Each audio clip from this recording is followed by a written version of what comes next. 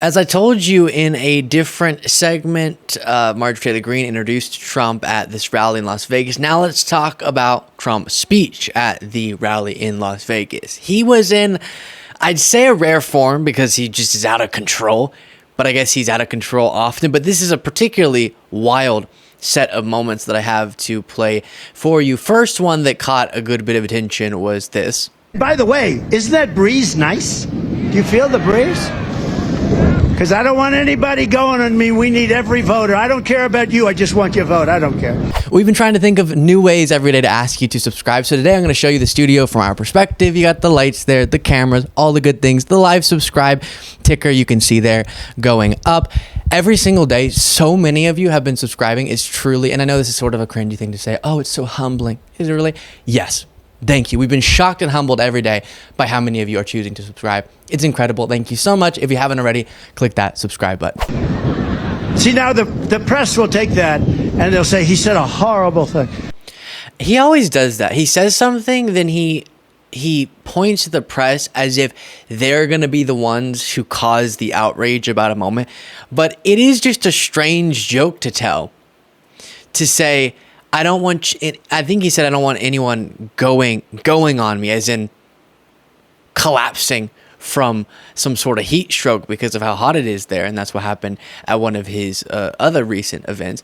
And so he's saying, I don't want to lose any of you all. I don't care about you, but I want your vote. Obviously formatted as a joke, but then he blames the press for the fact that they'll report on what is a notable, strange, bizarre comment and potentially cause outrage. Then you have him saying this. We don't have enough time. And now, by the way, it's 110, but it doesn't feel it to me, right?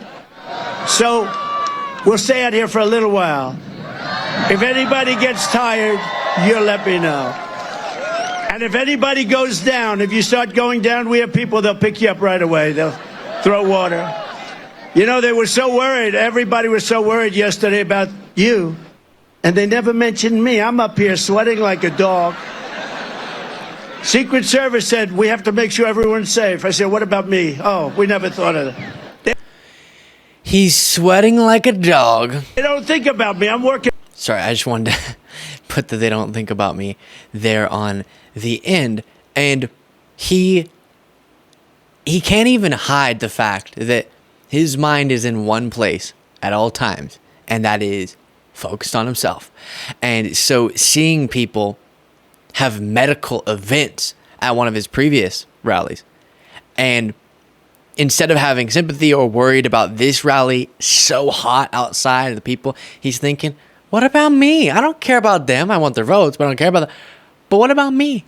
I'm the center of the world. And then just a couple glitches, as are rather regular now.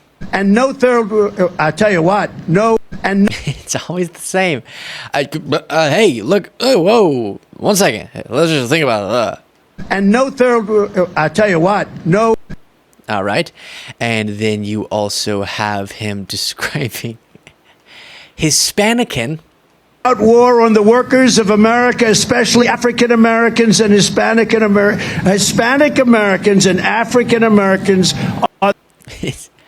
And he sort of jolts every single time he makes one of those mistakes. You'll really see it as he tries to hear the word revolt out. His body is sort of twitching.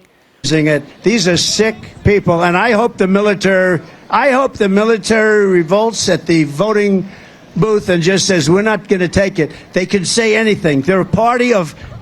So let's start that from the beginning. Again, take note of every time he makes one of these glitches, as many people point out, there's this physical element to it, which is interesting to say the least, concerning, mental deterioration for sure.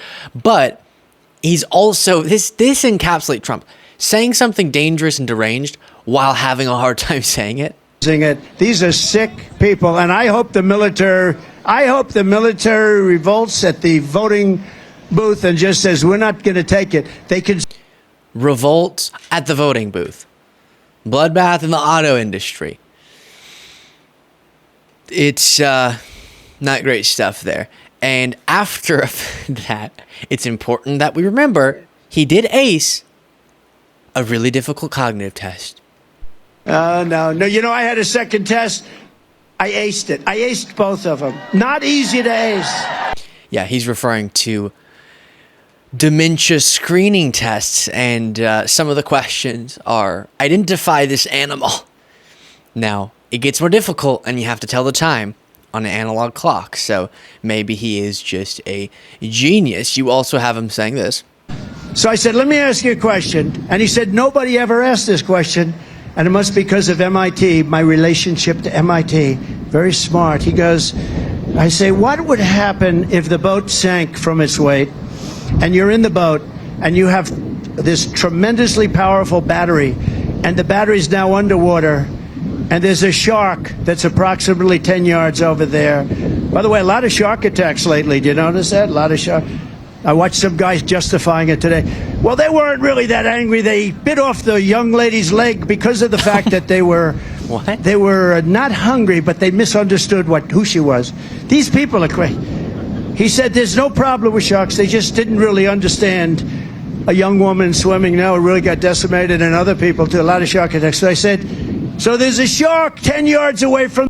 Okay, and just very concerned with sharks and with the batteries and I guess an electric boat and all these different things.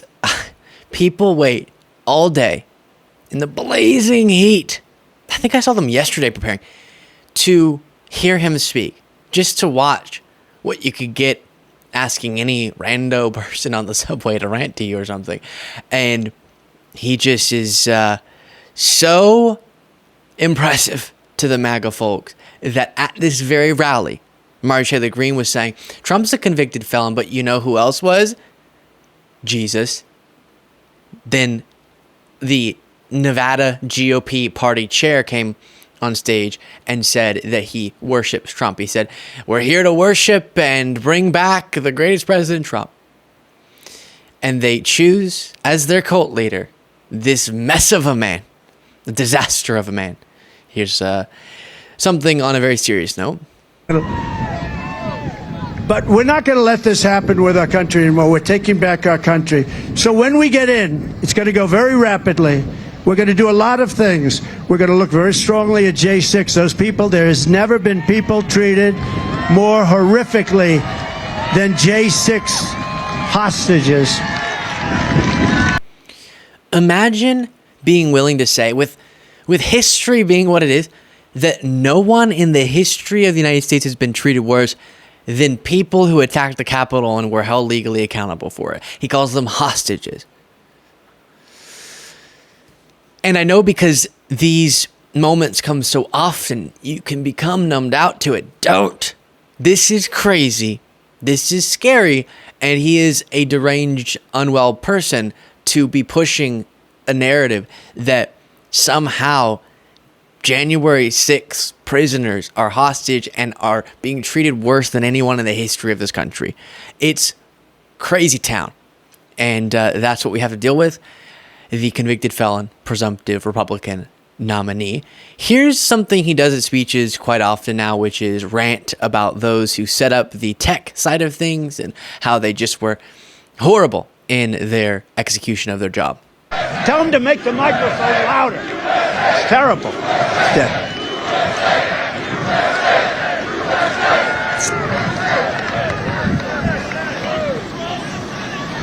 He just came up. Are the teleprompters not working? So not even a little bit. Great job. And then I don't pay the company that does it, right? And then I end up with a story Trump doesn't pay. I don't pay contractors that do a shitty job. And that's a shitty job. That's a shitty job. You can't read a word. But you know what? It usually ends up that the speech is better. It's crazy. Then they'll say, oh, isn't it terrible? Trump takes advantage of his No, I take great. When I have a good contractor or a subcontractor, nobody gets paid faster. But when I... Nobody in the history of the world gets paid faster by the best businessman in the history of the world. And no one's ever seen teleprompters worse in the history of the... So, I don't know how that doesn't bother people more too. The constant hyperbole. Just everything has to be the most and the best. And makes it less significant when you use that terminology. Then he goes after Jack Smith. Just really out of control. I said, I don't want to get off like that. I did nothing wrong. It's Presidential Records Act. I did nothing. You know, we have a deranged individual named Jack Smith. He's a deranged, dumb guy. He's a dumb son of a bitch. And what he did, I said, I don't want to. Deranged and dumb, as he repeats, is at least the deranged part so many times. It never becomes more true. Jack Smith has been doing this by the books, and Trump is just terrified. Absolutely terrified that maybe what Jack Smith has on him is devastating for him. Not because Trump's a victim, not because something was fabricated, but because Trump did some stuff, and that stuff, based on the evidence, is allegedly against the law. It's just like the case now that's no longer alleged, where he's a convicted felon based off of. Then you have this. Nobody's treated it better. Nobody's done as much for the military as I have. But he said, I stood over graves of soldiers, and I said, these people are suckers and losers. Think dead soldiers from World War I. I said, this was a made-up deal from a magazine that's failing, Financial Disaster, by a guy that is a horrible radical left lunatic named Goldberg. They made up a story that actually, one of the people who has come out and said he sourced, or at least can substantiate, that story of Trump calling fallen soldiers suckers and losers is a General John Kelly, and someone who worked as Trump's chief of staff. I said this, and they put it out, and it's been going around for 3 years. And it's just like Russia, Ukraine. 51 intelligence agents, that phony story, remember? The laptop is from Russia, they said. And they should be prosecuted for what they did. Okay, they should be prosecuted. Let's see what happens. Right. He's going to go after his political enemies. That's what he's indicating there. So as Trump's legal troubles get worse, as he is now a convicted felon, as I think even he understands that's gonna not help his political prospects, and as so many other things are going wrong in his life, he's becoming more unraveled, and we're seeing events like that one glitching, as he described it, sweating like a dog, and thinking about himself. And people should worry more about me up here on stage than the crowd out there. We don't care about them. They're just devout to us. And so many other wild things. Let me know what you thought of all of it in the comments. And I do every day. Every single day. Unless we have to break, for some reason. But an extra episode of the show.